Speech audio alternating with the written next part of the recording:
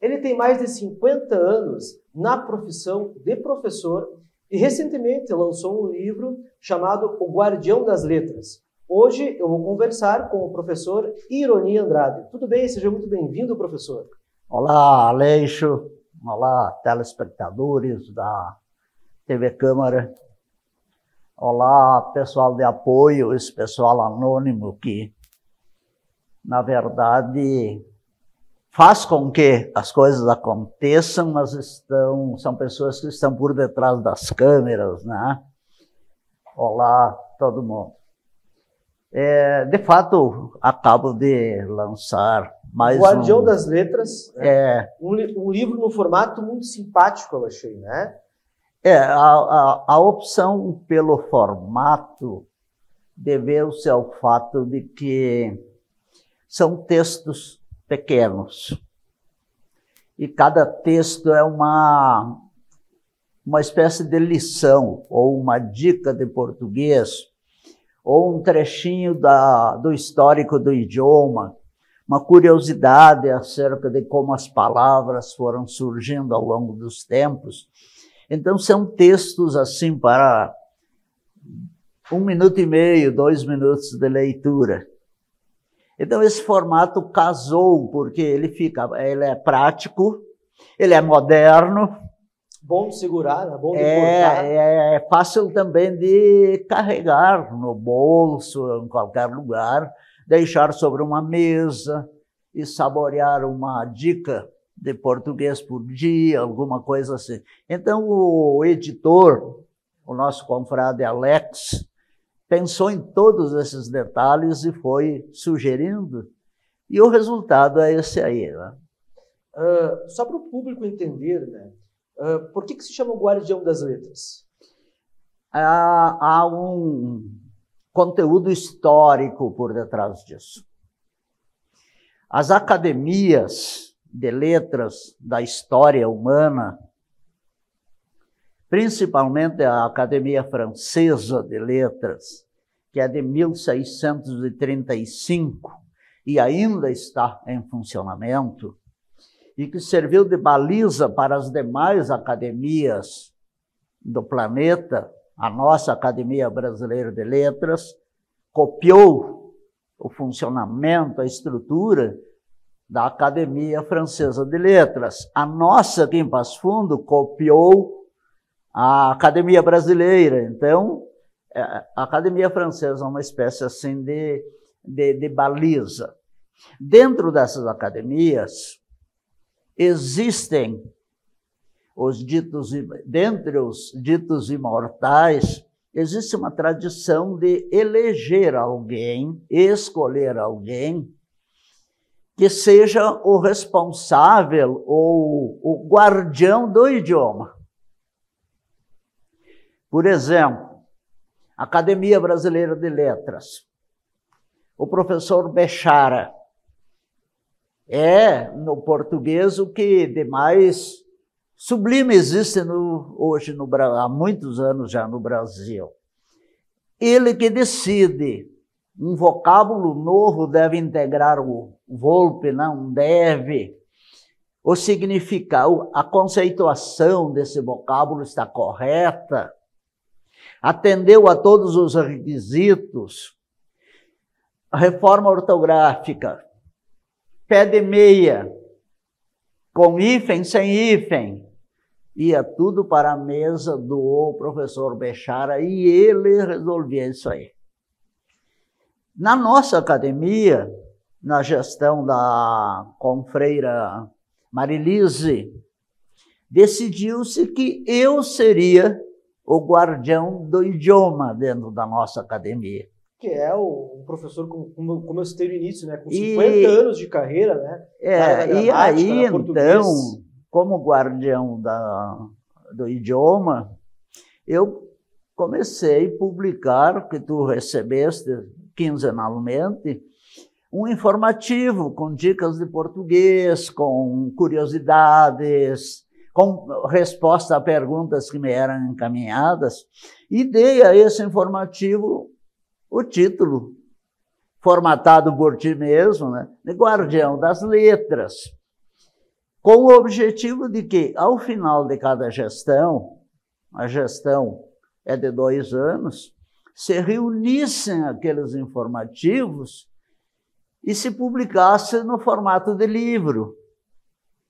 Depois disso, a gestão que se encerrou foi com Freira Marilise, e aí nós juntamos todos esses textos e publicamos. Eu abri mão dos direitos autorais em favor da academia, porque a academia tem que ter alguma renda para tocar os projetos, são 14 projetos importantes que estão em andamento. Este aqui, a literatura local, conduzida por ti, é um exemplo, né? Mas precisa de dinheiro. Então, eu abri mão dos direitos autorais e todo o lucro da venda desse livrinho será revertido para a academia. Para usar nesses outros projetos aí, Sustentação exatamente da própria isso, academia. Né? Exatamente. Bacana, isso. né? Um gesto muito louvável de sua parte, né? Não, é assim, né? E veja que é um trabalho que se origina de uma necessidade orgânica da própria academia. A própria sociedade não existe como sociedade. Quem é a sociedade? São as pessoas que fazem parte dela. Uma academia, o nome não vai ter existência pelo nome. Os acadêmicos é que são a academia.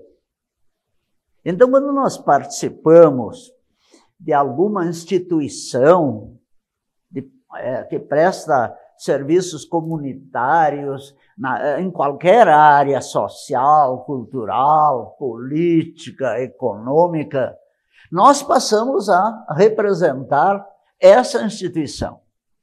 E ela será aquilo que nós formos. Ninguém deve participar no meu ponto de vista, de alguma instituição só para dizer que pertence àquela instituição. Isso é esnobismo.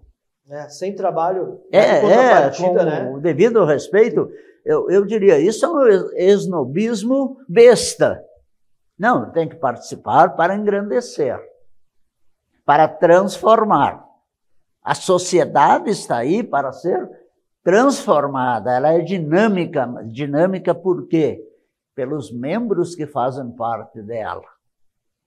Então, eu não considero favor nenhum, até porque às sextas-feiras à noite, como eu vou fazer hoje, eu dedicava 1h30, 2 horas para redigir aquele informativo que vocês recebiam.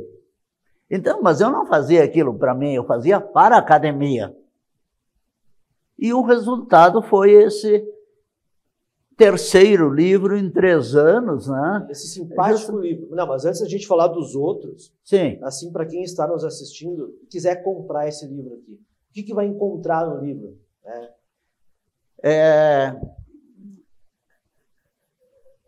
O patrocinador, para ver como muita gente se envolve. Vamos retroceder um pouco. O processo envolve diagramação, que tem um custo. Aí, 4 acadêmicos assumiram esse custo. Por quê? Se o objetivo era trazer alguma renda para a academia, não adiantaria publicar o livro com mais dívida do que a arrecadação que ele proporcionaria. Então, foi quitada a parte da editoração, da diagramação. Depois veio a impressão, que é o custo maior. Aí o nosso patrocinador, eu acho que tu podes até mostrar aí, né? Porque foi um gesto nobre, né? O Instituto Roden quitou a impressão do livro. Que bacana. E aí, o que aconteceu? Eu autografei 40 exemplares, um para cada acadêmico, que é uma gentileza, não tem custo nenhum. 5 para os acadêmicos eméritos, 45. No acordo inicial, o autor ficava com 25 para distribuir aos amigos, familiares, e o patrocinador, 25. Os outros, 150 aproximadamente, estão na academia, à disposição de quem quiser. Mas ontem à noite eu fui consultado. Mas à disposição de quem quiser no sentido gratuito ou para compra? Para compra. Para compra. Para compra. Então, quem quiser comprar, teria que comprar na academia. O valor é simbólico, são R$25. Sim, sim. Não, e ontem à noite... Porque é um livro interessante de se ter para consulta. Isso. Né? E ontem à noite, então, dada a dificuldade, porque a academia não tem secretária permanente, não se sabe quando estará aberta, ao menos o público não sabe. Então, eu decidi que vou abrir um posto de vendas para a academia lá na minha escola. Então, é só procurar nas redes sociais, né, Ironi Andrade, professor Ironi Andrade, vai encontrar o endereço da escola e vai lá, ao custo de R$25, vai levar o livrinho autografado se eu estiver lá. Então, custa R$25, pode ser comprado na sua escola ou entrar em contato com o senhor pelas redes sociais, né, Ironi Andrade, e é bom correr porque não tem muitos exemplares. Ah, sim, praticamente a metade dos volumes que sobraram para venda, eles foram vendidos na noite do lançamento, que foi sexta-feira passada. Na abertura da sessão do ano acadêmico da academia, né? Exatamente, na sessão solene de abertura do ano acadêmico. Professor, no próximo bloco, a gente vai falar um pouquinho também sobre os outros livros que o senhor lançou, né? Fazendo uma recapitulação aqui, porque esse é o terceiro livro em poucos anos, né? Então a gente vai falar um pouquinho assim sobre essa caminhada que o senhor está fazendo agora, publicando essas obras, né? E em sequência, parece que vem mais coisa por aí também, né? Vem mais coisa, sim. Voltamos em seguida.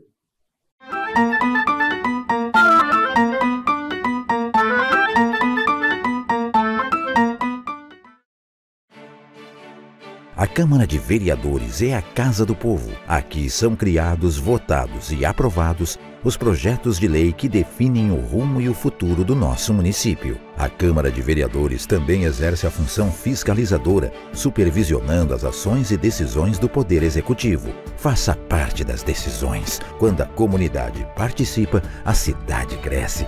E as conquistas são de todos. Câmara de Vereadores de Passo Fundo.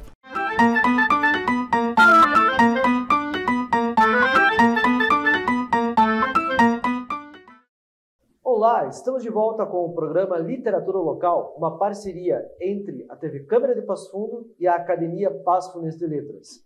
E eu vou continuar aqui conversando com o professor Ironi e vamos falar um pouquinho sobre os últimos livros que o senhor lançou, né? Porque esse aqui é o terceiro livro nos últimos 2 anos, se eu não me engano, né? O senhor lançou também um livro de crônicas e um livro sobre interpretação textual, isso? Isso. Como é que tem sido essa caminhada? Assim, eu fui sempre contraditório. Eu sempre defendi, nesses 51 anos de profissão, a tese de que quem não escreve vive mal, vive menos e é menos útil à sociedade. Porque as experiências de vida de qualquer pessoa, elas são importantíssimas. Mas elas não podem se transformar, na linguagem do Augusto dos Anjos, em vermes para a festa dos vermes lá no cemitério. Tem que ficar registrado. Só que eu não me animava a publicar. Eu participei de dezenas e dezenas de coletâneas. Mas lá da minha infância, lá no mato, onde eu me criei, de lá vinham muitas histórias curiosas que eu sempre contei aos meus filhos. E eles insistiam, põe num livro, pai, põe no livro, pai, porque senão isso aí vai se perder, são costumes, são hábitos, né? E chegou a pandemia. E aí eles, o casal de filhos, o Rodrigo e a Franciele, mais a minha mulher, a minha Inezinha, me embretaram. Agora é hora de transformar essas histórias em livros. E aí, em 2022, então, saiu esse aqui. Que é o de crônicas, né? Que traz um histórico da minha infância e da minha juventude até a época em que eu me tornei professor. Minha época lá do interior, até os 18 anos, quando eu era mais analfabeto do que semi-analfabeto, a luta pelos estudos. Como eu publiquei esse aqui, gostei. Eu não tinha experimentado. A gente não sabe se gosta, se não experimenta, se não tem a experiência. É a experiência que mostra se alguma coisa é boa ou não é boa. Me empolguei e lembrei que eu elaboro provas de concursos públicos, portuguesa, redação, há 35 anos. Treino bancas corretoras de redação e tal. E uma coisa que sempre me apunhalou a alma foi esta. Ler textos belíssimos de candidatos a concursos, a vestibulares, e ter que dar nota 0. Por quê? A redação numa prova não é avaliada para ver se o candidato sabe escrever. Tem que mudar esse conceito. A redação é corrigida, é lida para ver se o candidato sabe ler e interpretar. Uma redação é uma questão discursiva. A proposta diz o que tem que ser escrito. Tanto que nós elaboramos uma proposta de redação e, na mesma hora, redigimos a nossa expectativa de resposta. O número de parágrafos, o assunto, o tema, os enfoques, isso tudo está na proposta. Para exemplificar, eu digo aos meus alunos, vocês não escrevem o que vocês querem. Candidato nenhum vai escrever o que quer. Escreve quem quer, quem publica. A questão é discursiva, tem que escrever aquilo que o concurso exato. Se o texto fala em século XVI, abril, a chegada de não sei o quê, e pergunta a que fato histórico faz referência, eu não posso citar a proclamação da República. Eu não posso citar a independência do Brasil. Eu tenho que citar o quê? Descobrimento do Brasil. Então, como o assunto, como o tema da redação, a proposta mostra sobre que aspectos esse tema tem que ser discutido. Não é pegar uma ideia e o que eu acho. Não acha, sem sorte. A proposta diz o que o examinador quer. Então, chateado com essa história de zerar redações e redações, eu pensei, eu vou ajudar os estudantes, os concurseiros, elaborando um texto, um livro que ensine como interpretar. Essa questão do eu acho é muito presente entre os jovens. Realmente, eu percebo isso, que os alunos acham que é uma opinião, né? Mas não é uma opinião, né? O concurso é uma opinião. Tu sabes que a minha escola lá é um muro de lamentações. Mães, avós, professor, pelo amor de Deus, a minha filha, a minha neta, o meu neto, sempre tirou 9, 9,5, 10 na escola. Agora tirou 13,5, tirou 4 no vestibular. zerou a redação no vestibular, me salva, por favor. E eu começo a rir. Por quê? Que fique bem claro, não estou culpando professores. O professor ensina o que sabe e sabe o que lhe foi ensinado. É o método de ensino da redação que está equivocado. É dado um texto e, a partir desse texto, o aluno escreve o que quer. Não é assim que a banca considera. É por isso que há tanta nota baixa e tantos textos zerados. Então, nesse livrinho, eu ensino como interpretar, como ler. A gente não lê com os olhos, a gente lê com uma caneta, papel, o texto é impresso em papel para quê? Por quê? Porque o papel é para ser riscado.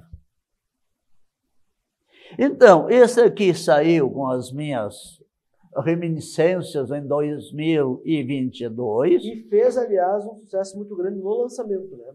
Foi lançado na Delta, acho que o Crônicas, né? Isso, inclusive com um recorde de venda que foi muito importante, me animou, né?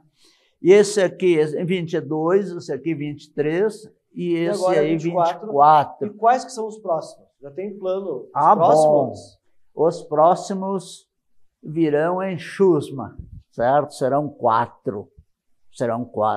E são sobre qual assunto? É o meu método de ensino da língua portuguesa. Que é o português lógico. É, né? O português lógico. É um método que eu criei, é um método que eu testo há praticamente 40 anos e que faz com que os alunos, primeiro, gostem do português, porque ele é envolvente, ele é sequencial, ele é lógico, ele é filosófico.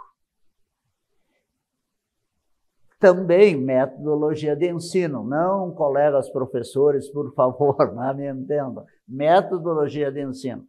Eu defendo a tese de que esse português que é ensinado nas escolas, isso aí não existe. Por quê? É um assunto, outro assunto, sem ligar nada com nada. Os alunos, em vez de filosofarem em cima da aprendizagem, eles são idiotizados, porque são obrigados a decorar a matéria para a prova. Passada a prova, não, esse assunto já foi visto. Não é assim. Esquece, né? Esquece. O português e a matemática não tem diferença nenhuma. Um assunto vai levando ao outro, é tudo costurado. E tem o início, tem a sequência lógica perfeita. Só que, lá no início da história, começou-se a ensinar de um jeito, e como o ex-ministro da Educação, Cristóvão Buarque, que deu o título à minha gramática, que vai sair no ano que vem, primeira gramática do português lógico, ele disse, nós já reformamos um monte de coisas aqui no Ministério, nunca apareceu um maluco para dar um método novo de ensino do português. Sequencial, lógico. É interessante que a história muda, mas o método continua o mesmo. O método. Um ex-aluno, uma vez, conversando com o ministro, na época, Cristóvão Buarque, disse, olha, lá em Passo Fundo existe um professor, meu professor, que em 6 meses ou 1 ano de aula, ele faz os alunos dele gabaritarem provas de português nos concursos, em qualquer coisa, um método novo. E o Cristóvão Buarque, ex-ministro, como é um apaixonado por educação, já exigiu que eu fosse lá para apresentar esse método. E ele ficou deslumbrado, né? A equipe técnica também. Mas problemas políticos até hoje... Porque sempre tem, né? O ensino no nosso país ele sempre segue orientações políticas mais que lógicas. Exatamente. Politicamente não dá. Agora eu elaborei um projeto, certo? Vai ser patrocinado pelo Ministério da Cultura, que vai permitir que no ano que vem eu publique, então, respondendo à pergunta, 4 novos livros. Sobre certo? O seu método português. Exato. É o meu método em livros, com orientações, inclusive, aos professores, de como ensinar aos estudantes, como estudar, costurando um assunto depois do outro e mostrando que se não vencer o primeiro, não vai entender o segundo. Por quê? Tem que aplicar 100% do primeiro para compreender o segundo. 100% do primeiro e do segundo para compreender o terceiro. Eu vejo jovens aí de 6º, 7º ano nas escolas, preparando-se para provas de análise sintática. Meu Deus, a análise sintática está no final, está no topo da escada. Então não são observados pré-requisitos. Resta o quê? Decoreba. A decoreba é sinônimo de idiotização do ser humano. O ser humano, ele é inteligente para pensar. E o português lógico é para pensar, raciocinar. Se isso aqui é um adjetivo, aqui está a locução adjetiva, aqui estão o predicativo e o adjunto nominal, lá estão as orações subordinadas adjetivas, reduzidas ou não. São linhas retas, lógicas, claras, sequenciais, que nunca foram observadas no ensino da língua portuguesa. Professora, a conversa está muito boa, nós precisamos encerrar, infelizmente, né? Mas fica aí, então, a promessa, né, já para o próximo ano, então, esses 4 novos livros aí. Lançou 3 livros nos últimos 2 anos, e ano que vem vai lançar 4 aí sobre o seu método, né? Fica o convite para as pessoas acompanharem. E, com certeza, quando o senhor lançar esses outros livros, vai retornar aqui ao programa para a gente falar também sobre eles. Muito obrigado pela sua presença. Muito obrigado a você que nos acompanhou até aqui. Lembrando que este programa é uma parceria entre a TV Câmara de Passo Fundo e a Academia Passo Fundense de Letras, e até o próximo programa.